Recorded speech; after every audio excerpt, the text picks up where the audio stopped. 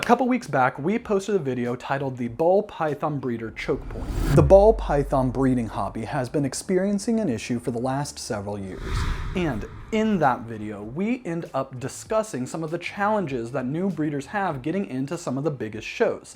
And after we posted the video, one of our friends called me up and essentially said that, very nicely, they didn't really agree with the video. So I ended up heading over to their place, we had a conversation about it, and we recorded it. So for this week, we are going to be showing you the response to the Ball Python Breeder Chokepoint video, but I do need to apologize because there was a little bit of an issue with the audio in the conversation where my mic was picking both of us up and their mic wasn't really working. So I ended up doing some stuff in editing in order to make the audio levels even out, but it doesn't quite sound as good as I normally would like. It's still completely legible, but I just want to throw that out there for everybody before we get into it. So anyways, we hope you guys enjoy the video. If you do, please don't forget to hit the like button, leave a comment, and subscribe, but let's get to it.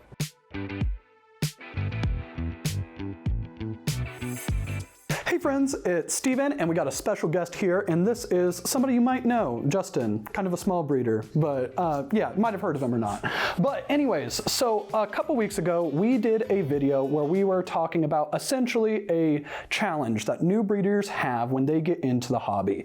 And this deals with the kind of closing of various different shows. And as we put out this video, Justin calls me and tells me that he's gonna fight me out of this video. So, and what we ended up doing is we came down here and we're gonna talk about it. We're gonna talk about the differences between national level shows, regional level shows, local shows, and then also online sales. And realistically, as a new breeder, what should you be focusing on and what can you do to make sure that you are best positioning yourselves for success? Right. So, can we still fight afterwards though? Yeah, of course.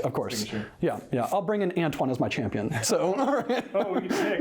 I don't think I can top that. All right. So, very first question is, let's talk about shows right now.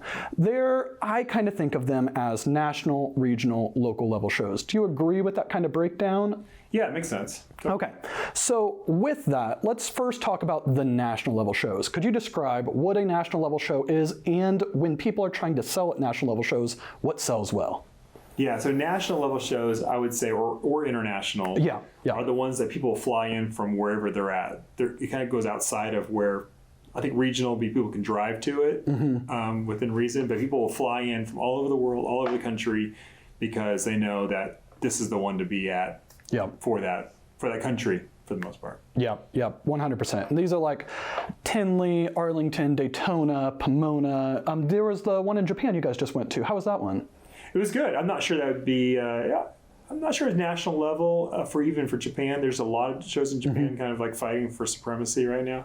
Okay. See which one wins. All right. It was pretty good, yeah. All right, I'm excited about it. I've never been, so I think it'll be cool. We'll have to go sometime. But, all right, beyond that, people go to a national level show, and we have friends who are smaller breeders, newer breeders, who vend at Tinley, and there's always stories of like vendors going to Tinley and making $30,000, $50,000, $100,000 in a weekend, and then these smaller breeders go to Tinley and they make maybe $2,000. They might break even after their hotel, all of that stuff. Totally. Is that an experience that you've seen, or? It's an experience I've had. Oh, okay, all right. Yeah. You want to talk about it?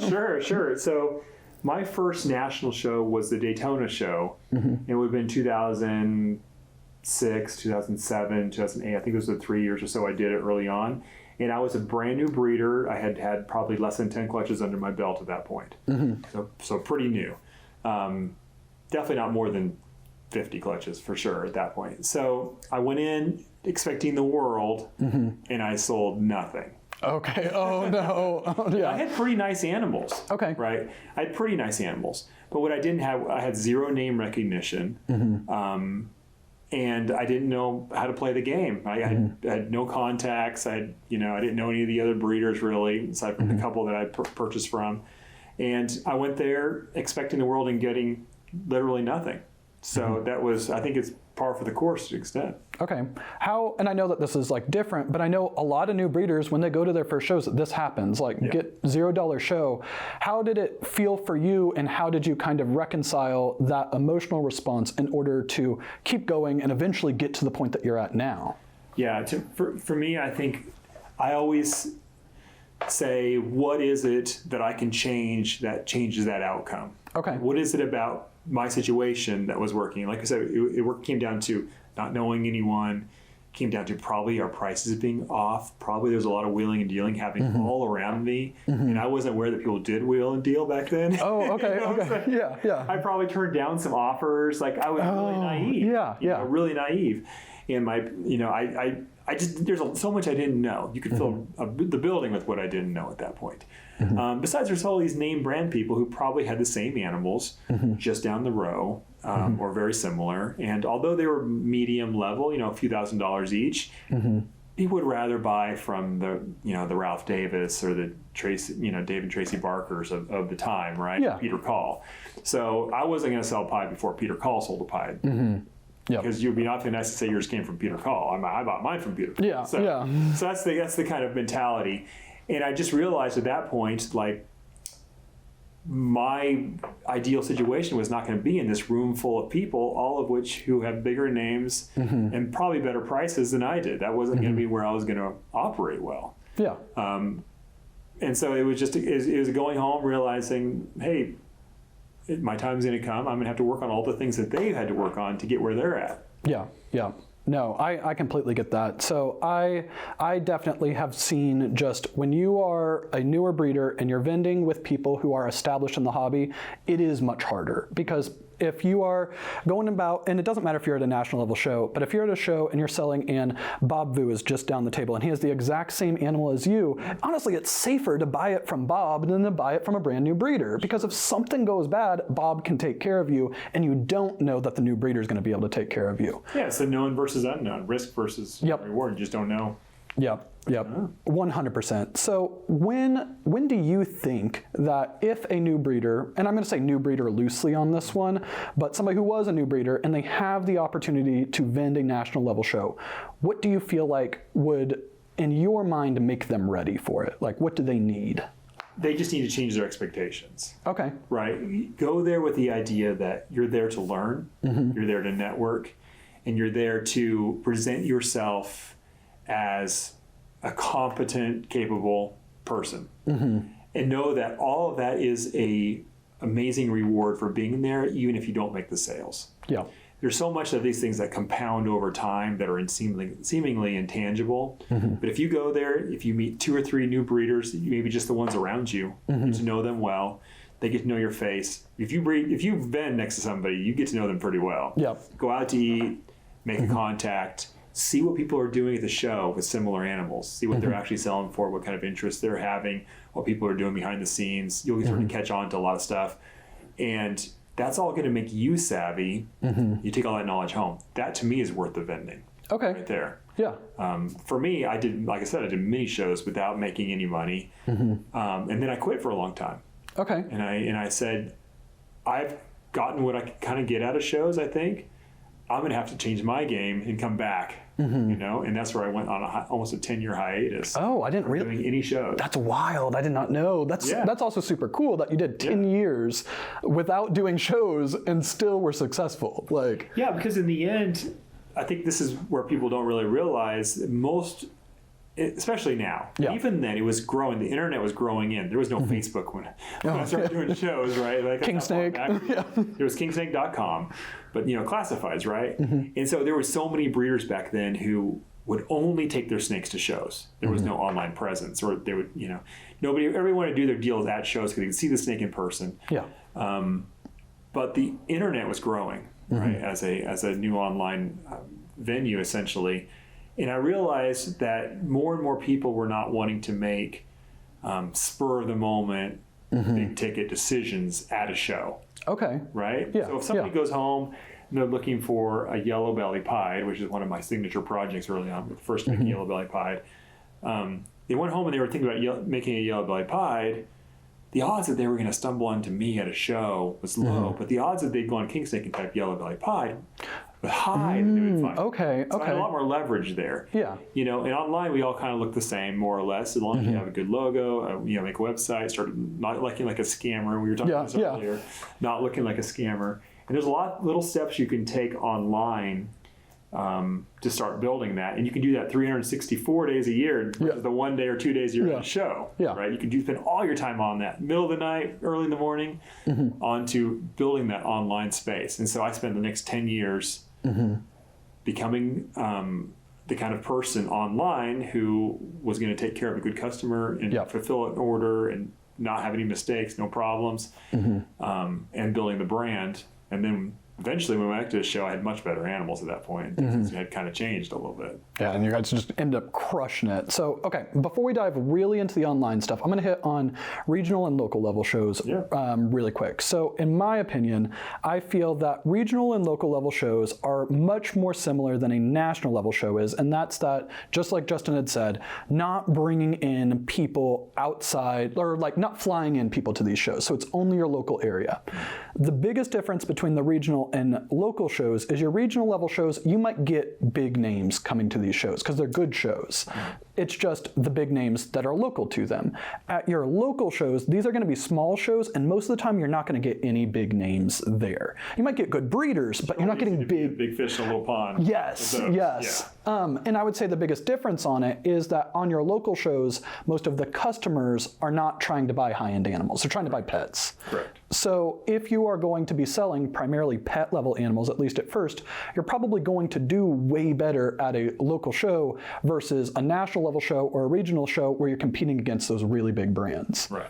Do you have anything you want to add on that one? No, it's absolutely true. And it's awesome to do some of those little shows if you want to maybe get rid of some of your byproduct animals that are hard to sell online. They're kind of mutually exclusive markets a little bit.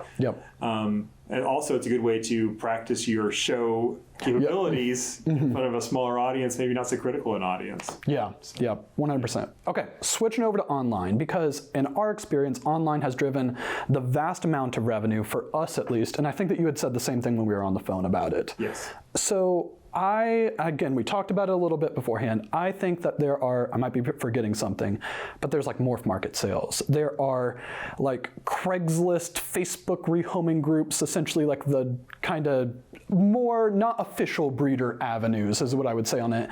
And then you have your own social media that drives drives interest in your projects, and you get people reaching out wanting to buy from you.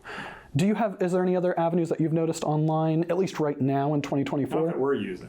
Okay, so with those, what ones do you use, and which ones are you like, Patreon too. Patreon's another avenue. Sure. We can use that. So with that, which ones do you use? Which ones do you find to be the most effective at selling animals for yourself? And then we'll move into new breeders later on. Well, I think it's best to talk about what we used to do, because now we're at a level where we do things that are probably not advantageous to people anymore. So initially, we leveraged all those things. And the great thing about being a small business is that you have all this excitement and all this creativity, and you're willing to have lots and lots of individual conversations, right? So social media is amazing. That has really blown up in the last few years, especially, where you can just create these dialogues that let people know who you are, feel comfortable with you, and show your animals, right? And I mean, that's a great thing. Just following up those little friendships, little connections, and say, hey, that's a great project I saw you have. I'm working a similar project, let me know if we can ever collaborate. The more you put yourself out there, the more you eventually get some people who are, come back to you. As you grow past a certain point, it becomes all about like funnels and we don't do like typical sales funnels or anything like that, but for us, like, we have such a large inventory, so many different animals, so many different people, a lot of cooks in the kitchen, a lot of hands in the kitchen. We have to do things by systems, because one person will be part of a conversation and the other person won't know what conversation happened, and was this animal put on hold, and then was it, it's way too much. But that's a problem of scale that comes later. But initially, just having those conversations, you have to be a little bit obsessed. You have to kind of live and breathe it, and interact with other people who live and breathe it, and you're going to find all this common ground. Yep. So you had said, like, previously you would go on King Snake, you go on the forums, and you'd be posting about yellow-bellied pieds and stuff like that. Yeah, whatever your leverage is, whatever your unique thing is, get on there. Yeah. At that point in time, like, what would happen? People would just send you an email, or they'd message you, be like, hey, I see that you're working this. Do you have any of these babies? How would that work? Okay. No, I would say I was constantly disappointed Okay. In the sense that people rarely do what you expect them to do. Okay. The same way you go out to a show and no one bought anything, disappointed because you didn't. Cause I thought everybody was going to buy all my snakes. You know what I'm saying? Yeah. That's what you learn over and over, that things just rarely work the way you work. And so even when you start with the premise of at these national shows, some breeders will take home $50,000, $60,000, $70,000. It's never been me. Okay. I think maybe this last show was the first time I've ever cracked anywhere near those numbers, ever. And people would assume that I was the one who's been doing it for all this time, right? In the last That's not been me. Okay. And so it's a difference of expectations and doing things in a different way.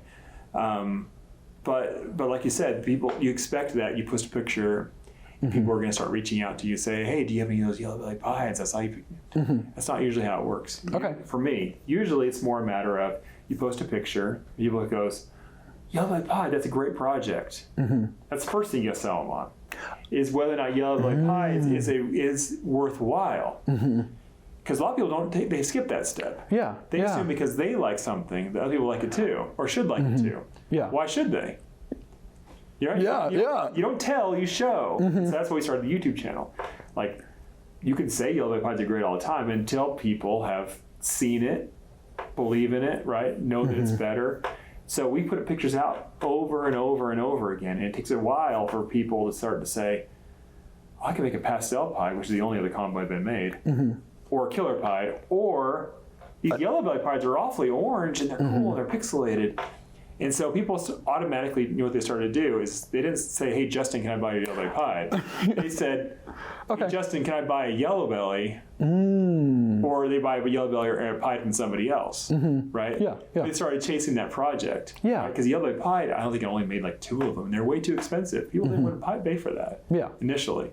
So they started chasing yellow belly pies. But the next year, I made, like, literally sold none, right? And the next year I made, instead of making 3, I made 8, right?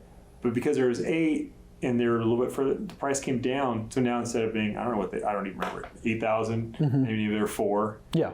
Well, I sold 3 of them at 4,000 the following year. All right. Because it became down to a price where people were like, I could spend a few years making one of these, or I could buy it. Yeah. Right? Yeah. And then we started making a fire, and we made the first fire pie the next year, and started showing how these things layer on. So people rarely react the way you expect. All you can do is control the things you control. Make the animal, make people understand how great it is, make people see it for what it is. You can't just tell them to. And keep controlling your lane, and eventually people will join the journey with you. I think that's super interesting, and it's not something I've ever heard somebody talk about in a reptile podcast or reptile show or anything like that yet. And I know it's outside the scope of this, but I want to dive into that a little bit more. So a new breeder comes in and they are like, here's all these different projects, and these projects are too popular. So I want to do something that nobody else is doing right now. In order for them, based off of that, in order for them to actually be successful on this kind of more obscure project, they have to sell people on the project first. That's the big thing most of these projects are missing. Okay. They need a champion. Okay. You know, and it's funny because we shot a video today about Cosmos. Oh, yeah, yeah. And Cosmos is our first video I think we're doing about it. Actually, we just made some. It's a great project that was championed by Ralph. Yeah, yeah. Reptizon in Germany. I know he has other ball pythons, but this was his main thing, at least initially. And he has pounded the hammer and the drum of these amazing this amazing gene for 3 or 4 years now, right? And it's become this. Oh yeah. Right, and everybody gets more and more excited about it. And we were so excited about it. He sold me. I was all about it, right? The thing is I put it, for example, I think it's better than Pixel, but just for comparison, I put it next to a Pixel and I said, it's like a Pixel, only 20% better, which is significant. I'm not saying my project is good. I'm not trying to say, that's not the point I'm making. What I'm making is that Cosmos had a champion, Pixel had a cheerleader. Okay. I like Pixel. I have a lot of projects that I'm trying to like show, and every week I'm showing something different. Like, oh, this is cool, this is cool, this is cool. Oh, here's a Pixel video. Okay, this is cool, this is cool. Yeah. And Pixel has never taken off the way Cosmos has, right? And so the difference is that somebody said, I'm going to show the world why they should love this. right? Versus I'm going to show somebody I made this. Yeah, yeah. And few people, they think, why don't people like Huffman or I don't mean to pick on Huffman. Why don't people like Huffman or blank or blank or blank? Don't blame the person. Don't blame the customer. Yeah, it's right? Be the champion. Yeah, be the champion for that thing, which means you're probably going to have to get a little obsessive. You're probably going to have to be a little annoying. Yeah. And you're going to go out there every day and say, I know you guys don't agree, but here's why I love this. And you start getting more and more people to come along with the journey with you.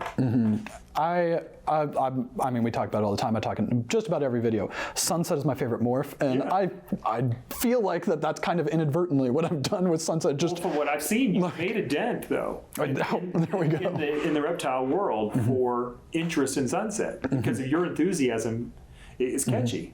Right. I like it. I love it. I love it. So I think that's super cool. And then on the Cosmos topic, it is the morph. Again, if you're watching the video and you haven't seen it, you need to check them out. The best description I have heard of them, so Cosmos is incomplete dominant.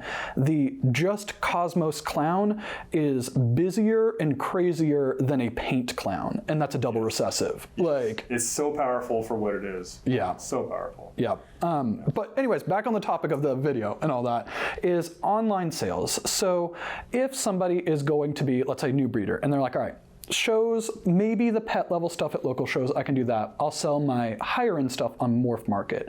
How do you feel like the experience is for newer breeders selling on Morph Market when their ads are against or next to ads from you or Brock or Brad or anybody like that is established as the leaders of the industry?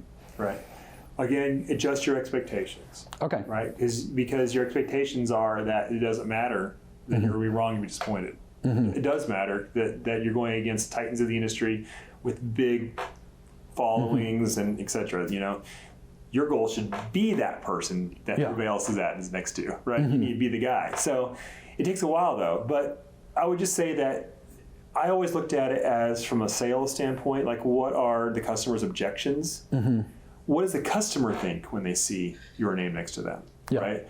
So when, for example, someone has their, pick an animal. DG Clown. DG Clown, and it says right here, and then Justin's DG Clown is next to it, okay? One thing is got to be for sure is the name recognition on Canova is definitely going to make an impact, right? So you could do a couple things. You could try to beat me on price, which does matter to customers, right? You could try to beat me on quality of photo, which we tried to refine that, but we're not perfect, right? We tried to refine that. Quality of photo, you could include a video, which we don't do because we can't do it at scale. Right? There's things we can't do at scale. When people message you, we can't be as friendly and effusive as I once was when people message me because, again, scale. The amount of messages we get means we can't give the same customer service level. There's so many little things that you can do, right? We're reluctant to even take an extra photo for somebody. When say, hey, can you take an extra photo of this? I see people online it's like, if you can't take an extra photo, you don't deserve to have your animal sell. Boy, we try not to say no. But we sometimes will take us a couple of days. You know, we get a request. It's on a Saturday. I'm gone with the family. We don't have someone's in here checking for eggs, but regardless, we cannot be as responsive as a small breeder is. And that kills me sometimes. I know we miss out on all kinds of sales because of that. But there are things you can do better, but you're going to have to position yourself, and you're going to have to work on all the things that make you look inferior, which is logo quality, all the things that we've been 20 years building, picture quality, just systems, those sort of things. So it's hard, but you're going to have to overcome those objections one by one of the customer. No, 100%. I don't have anything to add on that one. Like, get it, man. Okay, so on social media driven sales, specifically people reaching out on Instagram being like, I saw this animal, or I see that you're in this project, I want to buy specifically from you. How do you feel? Or here, I'll do one first. I think a common mistake that newer breeders make is that they will get focused on vanity metrics on social media, like views, follower counts, and things like that, and not pay attention to who is their target customer, who actually wants to buy their snakes, and they get so focused on making a video go viral, even though it has nothing to do with their animals, and it might even turn off their target customer. Are there any mistakes that you see people making, new breeders making on social media? Yeah. I would say that is exactly right. The thing that gets you views is not the thing that gives you customers. And you want a quality follow, right? Because actually it hurts you in the algorithm, and I'm sure you know. If you get, say, I put out a video once, it was one of my first reels, and it has a snake. It's a feeding video. It was a unique picture where I had like a tub full of mice. I don't know if you've ever seen it. And the snake comes down of the tub. Oh yeah, I have like 50 mice. They picked it. One. Yeah. And I thought, oh, that's kind of cool because it picks one, you know. And but that thing had more views than any other video, and I got a lot of followers out of that. But when that happened, my engagement dropped because the people who liked that, who followed me from that video, were not enthusiasts of snakes necessarily. They just thought it was a cool video, and they followed me hoping that I have a lot more videos like that, which I never have, right? And so what happens is now I post a photo. After that happens, you post a photo that's your standard pretty ball python photo, and all the people who were there for the shock value of the feeding video, they aren't going to like it or share it or do anything to it, which means Instagram thinks, oh man, if all of his followers, a small percentage, actually like that photo, we're not going to make it go viral. We're not going to show it to anyone else, and it actually hurts you. Right. So you'd rather to have a slow, dedicated customer growth than, like what you said, it looks like big views. And I think that social media, in our experience, has been the best avenue for driving sales for us. It's also the hardest and the least, like, it takes so much time, so much more effort. Like, you can't just throw up a picture. It is every single day we're posting on it, but it's also the one that like has the most results. YouTube. Well, it's social. Right? You can continue those conversations with people. If somebody says, hey, I'm interested in one of these when you make them, you can like check in with them. Hey, by the way, I had that pair breeding again. Hey, by the way, the female's on eggs, 60 days. Oh, by the way, they're hatching right now. Would you like some pictures? Who's going to say no to that, right? Then you're laying the groundwork for hatch that exact snake you wanted.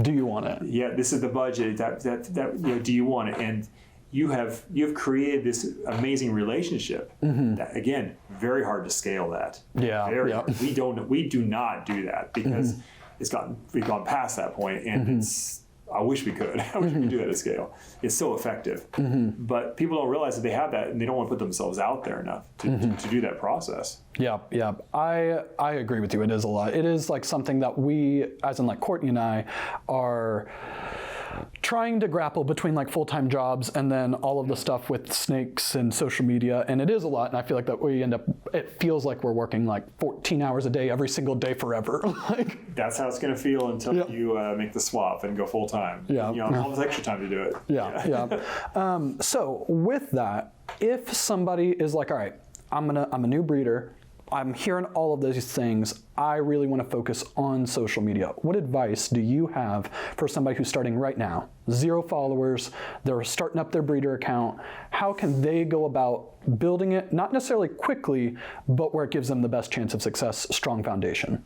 I think just share your journey. You are going into a landscape that is relatively saturated, right? And in that case, you're probably not likely to have the very best animals on, say, Instagram or YouTube, and you're probably not going to have the most polished videos or polished presence, but you are going to have is you. You are unique. So I would say, in whatever way you can, leverage your uniqueness and talk about your journey. Unfortunately, few people want to put themselves out there and talk about the things that they're learning. It shows how beginner they are. Right? And I see so many people, unfortunately, this is sound bad because I don't want to like discourage anybody, but a lot of people get beat down by bigger breeders when they show how novice they are. Right? But the same thing that other people, unfortunately, will give you grief over is the same thing that's going to build a very loyal audience who will be your customers. Yep. So it's okay to go in and say like, hey guys, I just learned how to pop a snake, and I'm going to show you right here on the screen right now that I know how to pop a snake.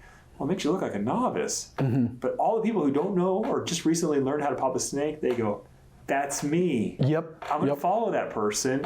When you finally make that clutch and you have babies from those same snakes, that person who's been following you in the journey that you didn't even know existed are suddenly going to be your first customers. Yep. And they're going to come with you all on the way. And then you end up having like me, where you have that video at 15 years old, you know, and you have eventually whatever you become, and the contrast is very inspiring, but you're going to have to show this early on in order to get there. Yeah, I completely agree. I think it's awesome. Do you have anything else that you want to add for the video before we get out of here? And I'll let you get back to all your times. No, I just want to compliment you because I feel like you guys are doing exactly that. You've come in, you've had a goal, and you were able to leverage your real life experience, right?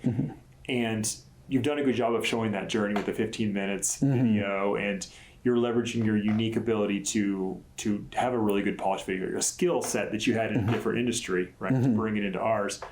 Plus, I think you guys have fit a really unique niche of helping educate people about the business side and the practical side of the industry, which nobody else really wants to do. Yeah. I mean, I would kind of like to do it, but it's not my skill set.